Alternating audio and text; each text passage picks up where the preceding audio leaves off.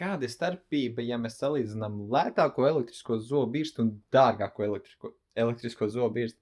Ja mēs, piemēram, skatāmies uz Philips Sonicare zobu birstēm, tad pat lētākā ir šī te 3100 sērijas zobu birste.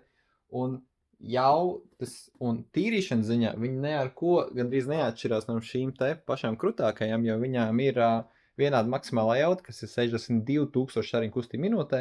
Tas, ko jums iegūstat, pērkot dārgākās birstes, būs, piemēram, ir vairākas maiņas galviņas iekšā, ceļojuma futlārs iekšā, tur aplikācija vai tāds ceļojuma futlārs, caur kuru var arī to zobirstu uzlādēt, bet iztīrīs, arī no pieredzes viņas praktiski vienāds, ar vienādām galviņām jūs vienkārši dabūjat vairāk feature, vairāk programmas, vairāk var regulēt jaudu, ceļojuma futlārs, tāds, kurā var uzlādēt, aplikācija telefonā, spiediena sensors ar lampiņu un tā tālāk. Un tieši tas pats stāsts gandrīz identiski ir arī Oaklīna birstēm.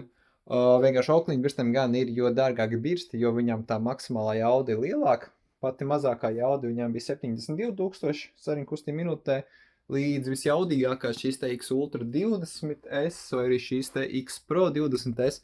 Viņām ir līdz 84,000 šariņu kustību minūtē, un tad tur jau klāt nāk arī ceļojuma futlāri, kuros var uzlādēt, un pieņemsim rekuši šāds te ērts magnēts, tas apaļais, ko pilīmē pie sienas, tad zobi ir šitā smuks stāv pie sienas, karājās, neaizņem papildus vietu uz izlietu, bet līdzīgi kā ar Philips Sonicare zobirstēm, arī šeit stāsts ir diezgan līdzīgs, ka lētākās zobirstes, ja mēs salīdzinām tikai to, cik labi viņas iztīra, ir diezgan tas pats, kas dārgākās birstes, jo mēs esam testējis ar aplikumu detektoru tabletēm, lētākās noņem visu aplikumu, dārgākās noņem visu aplikumu, te ir atkal visas features, atribūti, galvenais skaits, ceļojuma futlārs, sienas magnetiskie turētāji, programmas, aplikācijas, un kā pieņemsim šī te, kas ir viss krūtākā elektriskās zobu birste, arī mākslīgā intelekta balss brīdinājumi. Vai tas palīdz labāk iztīrīt zobus?